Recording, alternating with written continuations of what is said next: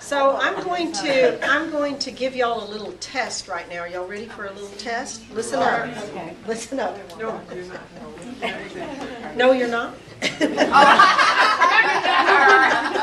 She was not.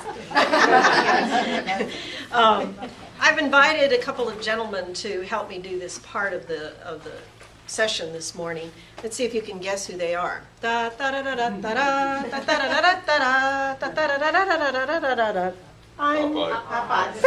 good. Okay. All right. I believe it was this person over here. Oh my goodness. All right. So Popeye. And what's his profession?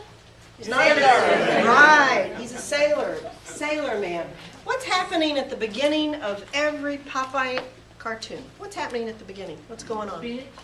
Not yet. Not yet. What's happening? There's a conflict with his partner. There's a conflict with who? Bluto. Okay. And who's beating up who? Pluto. Beating up Popeye. Bluto is beating up Popeye. Woo! Bluto is beating up Popeye. Okay. Over who? Olive oil. Olive oil. Olive oil. Help, save me, Popeye! Good catch. Very good catch. Over olive oil. Okay. Then we get to the part, Sandy. What? Just as Popeye is being stomped into the ground and beat up by Bluto, what does he remember? Da, da, da, da, da, da, da. Eat some spinach. Some spinach. He forgot to eat his spinach that day, so he eats his spinach. Okay. And how does he open that can of spinach, Sandy? You see, I don't have any spinach in here. How does he open that can of spinach? I would use a can opener, but I don't know what. He squeezes. He squeezes it. Excuse me.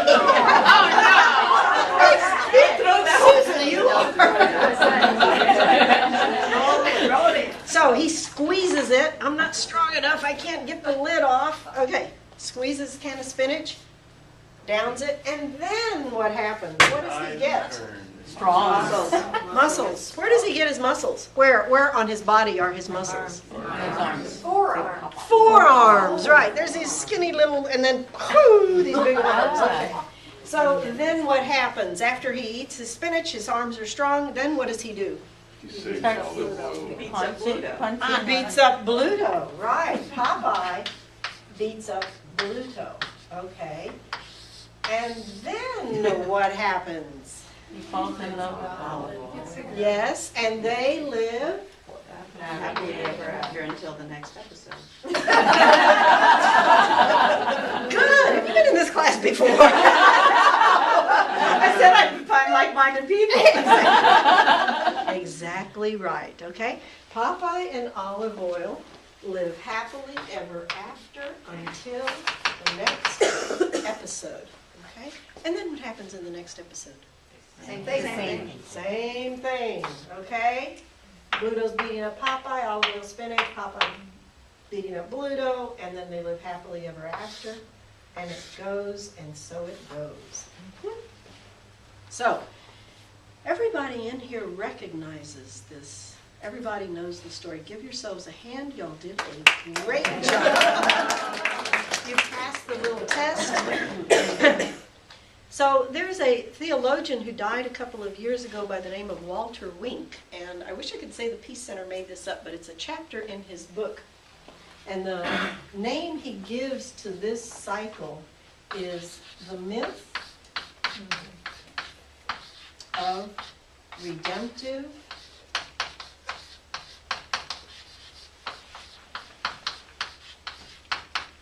Violence. He's a good Methodist. He was a good Methodist, yeah. The Myth of Redemptive Violence. His book was called Engaging the Powers. And so, when do you... Engaging the Powers. Engaging the Powers. It's a very big, it's quite a long book. There's a chapter, it's part of a chapter of Popeye and Bluto. The book that probably you want to know about, which is sort of the Reader's Digest of his trilogy, Engaging the Powers, Unmasking the Powers, and there was another one, is called The Powers That Be.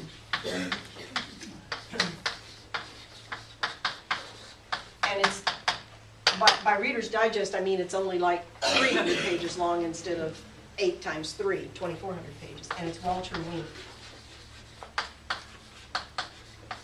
And he talks about violence in our society. And who's the hero in the Popeye cartoons? Who's the hero? Popeye. Yeah, he's named after, the cartoon is named after him. He gets the girl. I mean, he's the strong guy. He wears a white hat. He wears, what does he wear? A uniform. He wears a uniform, not just a white hat. And how does this guy look? How does he look? Pluto. Tough, Tough, strong, tough. heavy beard. He looks kind of, yeah. Tattoos. Big mouth.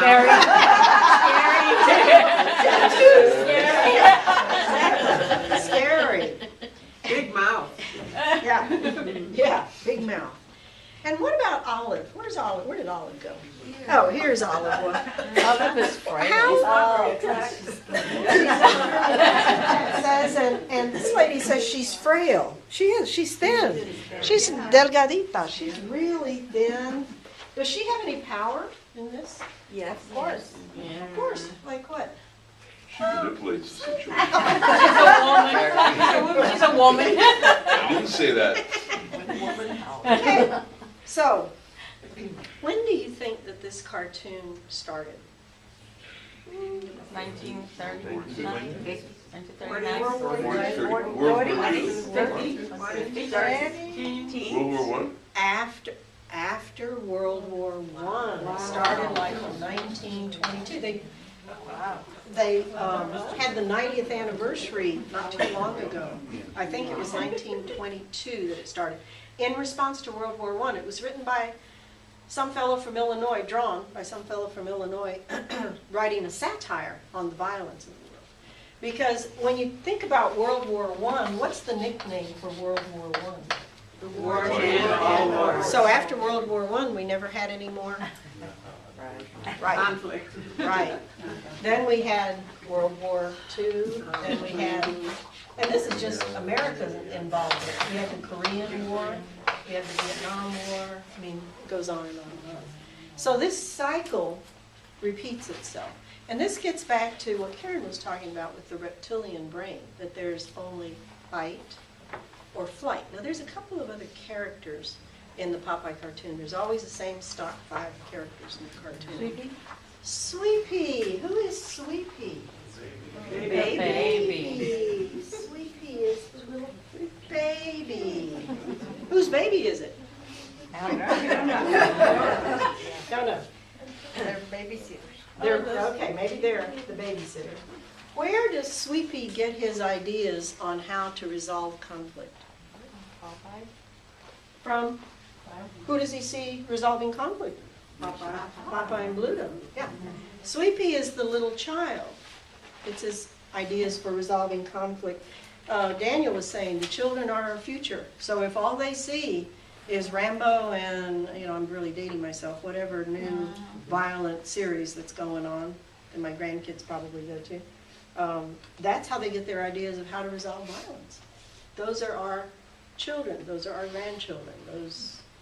That's what our society feeds them. Now there's another person in here. There's Sweepy. How do I spell Sweepy? Who's the other one?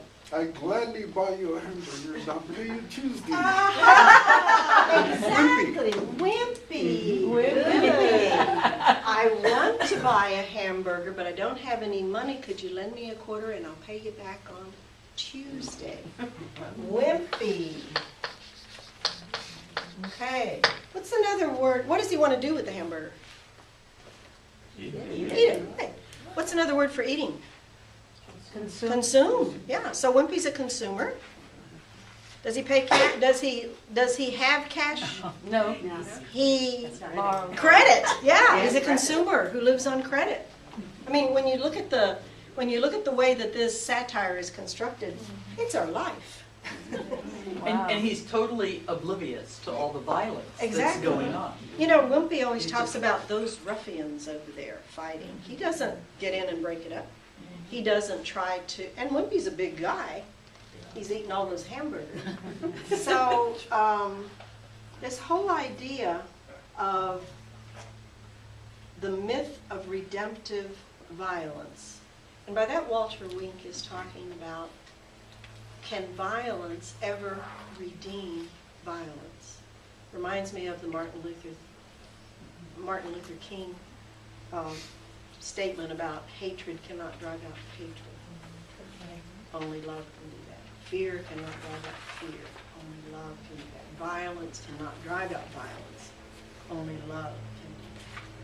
So let me move him off center stage here. Who came into our consciousness that has shown us a different way from Popeye and Bluto? Everybody in here. Gandhi is one, okay. Mother Teresa. Mother Teresa. Jesus said Jesus. Okay, somebody said it. Who said it? Jesus. Okay, all of those people have followed Jesus's idea of not only to love our friends and family, which some of us have a hard enough time loving, but to love our enemies. Boy, that's a leap. Pope John Paul II. John Paul II, and somebody else said too, oh, St. Francis. You know that Gandhi said, Gandhi was a Hindu, Gandhi was not Christian, but he said he would become a Christian if he had ever met anyone Christian who followed the words of Jesus. So Gandhi was quite in awe of what Jesus said in the Gospels, but he had never really met a Christian in the colony and in England and Australia and wherever he was, South Africa, wherever he lived, that exemplified that. So in our own tradition, Thoreau is another. In South Africa, Mandela, and Tutu. So we have lots of examples of that.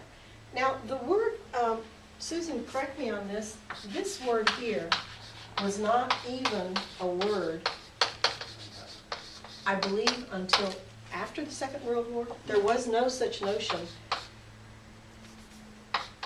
of this word, nonviolence, until I think it was after the Second World War. We didn't have that concept. And so only in a few short years, a few short decades, we have recognized and opened that window to the idea of nonviolence. Opening the window to the idea of nonviolence is a lot easier than living nonviolently. It's not so easy. But I'm reminded of what Lena said earlier about the crying and feeling bad about the man she couldn't, and then cussing out the truck that turned in front of her. Because I think that what happens to me is that sometimes those spontaneous things I don't even notice, but when I start doing something that has me looking through lenses of compassion or lenses of nonviolence, I still do the same old reptilian brain behavior, but I know it.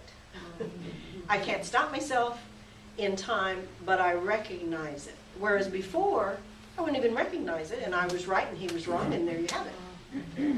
So there's Popeye and Bluto and all their friends. So, thank you very much. Thank you. And are we doing 2 by 2? Yes. Return to your neighbor. Yep. And either talk about anything that you've read or anything